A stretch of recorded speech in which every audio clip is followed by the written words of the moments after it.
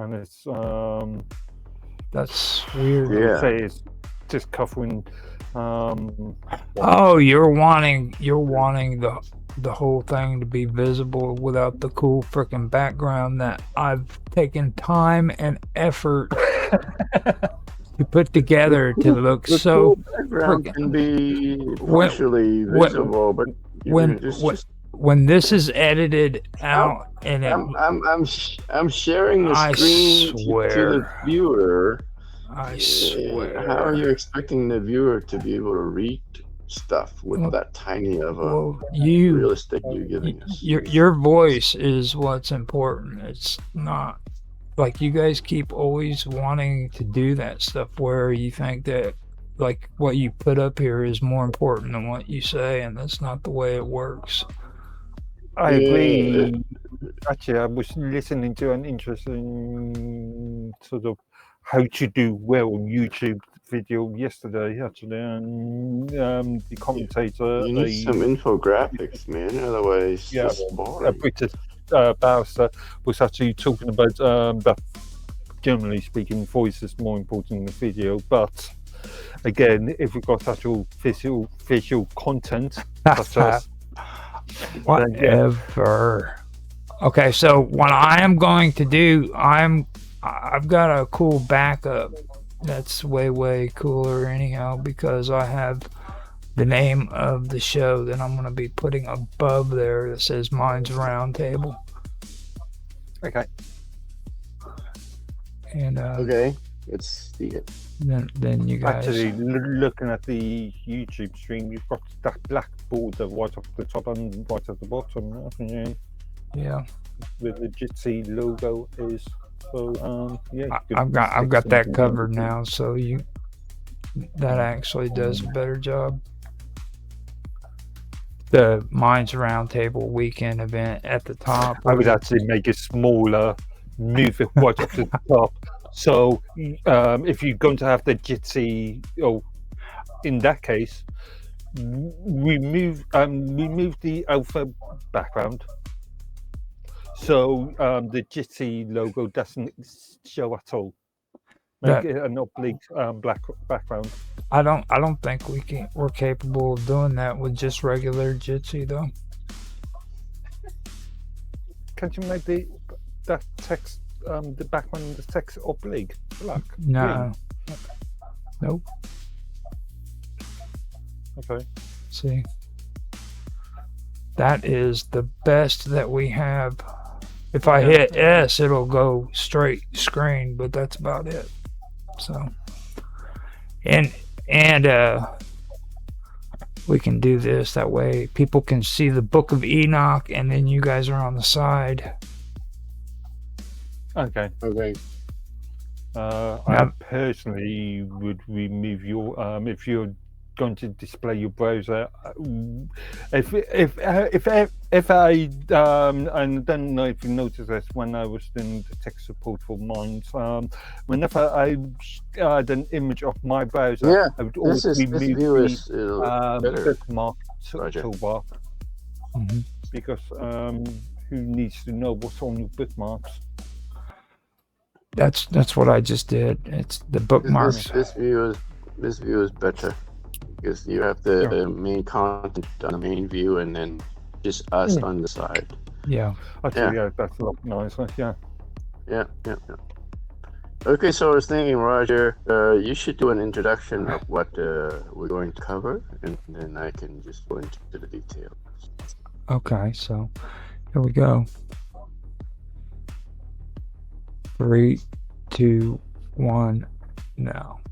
Hello, everybody, and welcome back to Minds Roundtable Weekend Event. I'm Roger Hanson, and today I am here with Tanhai Tran and Mark Edworthy.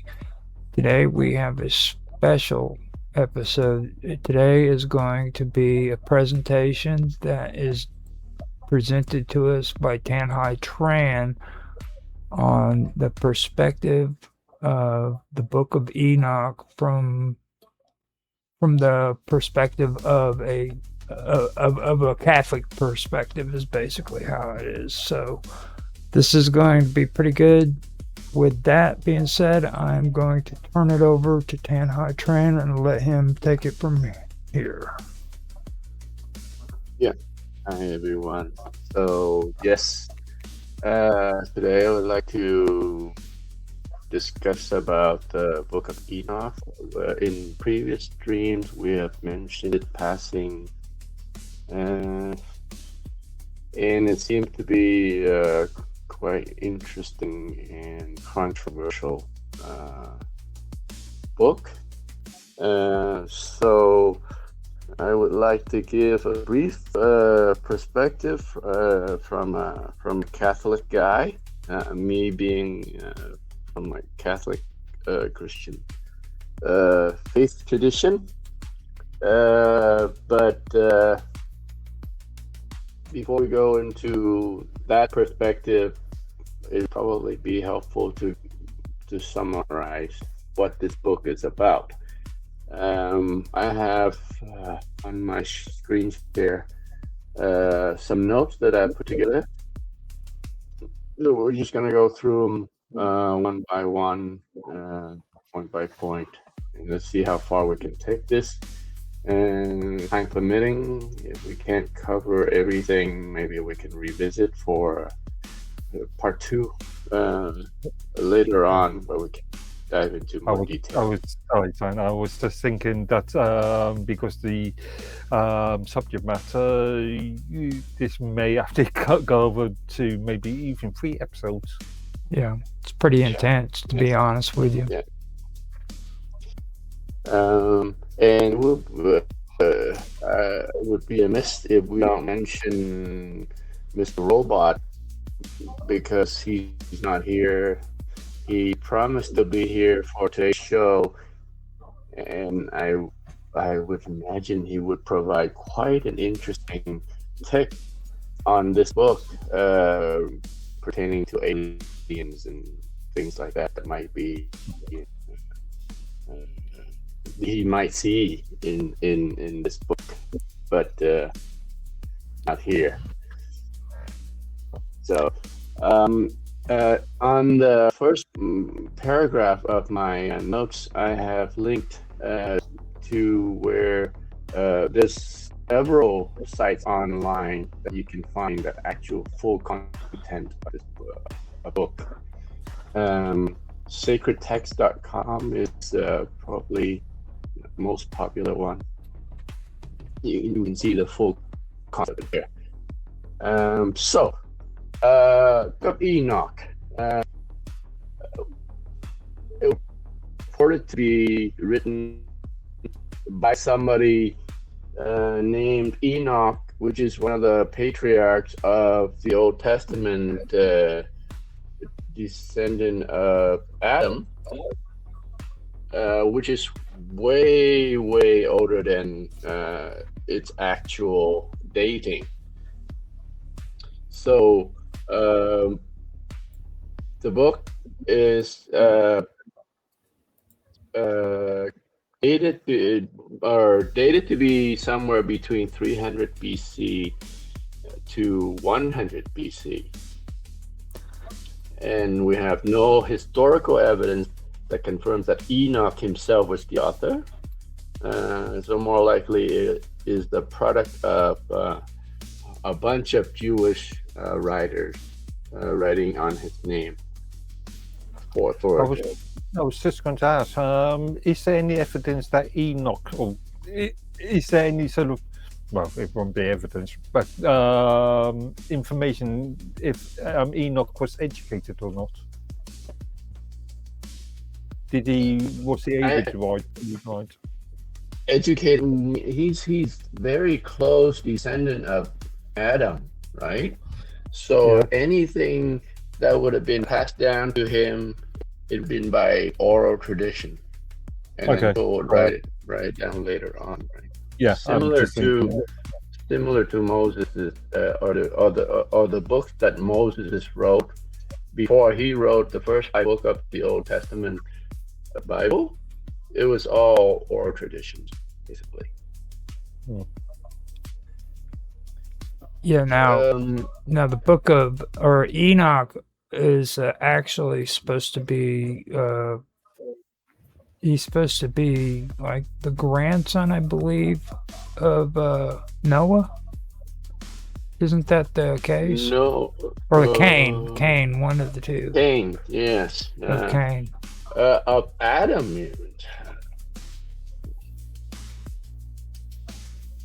Yeah, he's either the grandson or the great grandson of Cain, which Cain is the son of Noah. No, Cain was son of. Or sorry, Adam. Sorry, you're right. Sorry, my bad. Yeah. I keep thinking Noah for some reason. Jesus. So, okay, on your calculation, let's say he was born in 300 BC. So you are talking about 2 generations before. So you said the start of the human race happened in circa 300 BC. No, the book stating is 300 BC, not Enoch. So Enoch is the son of Cain. He's direct descendant of Cain. So which is why there's no way this book of Enoch could have been written by him. Right. Right. And like if historically, if it was actually a factual event that took place, it would have been somewhere around 5000 BC, because that was when the early Dryas period ended. You know what I mean? It would have been before actually 5000 BC. So delving a little more details, because the whole book of Enoch is made of multiple chapters, and different sections of it are dated at different time periods as well. Mm-hmm. So the book of Watchers is the chapters 1 to 36 of Enoch, right?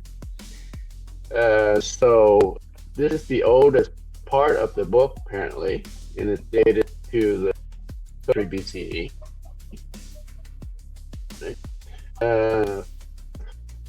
Based on analysis and fragments.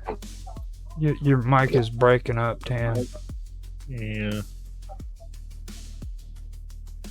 Your mic keeps breaking up. I don't know what happened. There you go. It's kind of in and out. It's like when you move around. I'm thinking when you get excited, you're doing a Mark Edworthy on us. Like right there.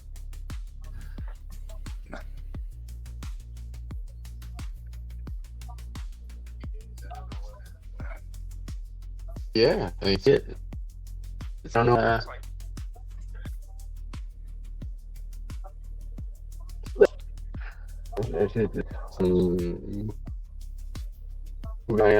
You need to smack your computer real hard, real quick. Just real quick, smack, and everything will take care of itself.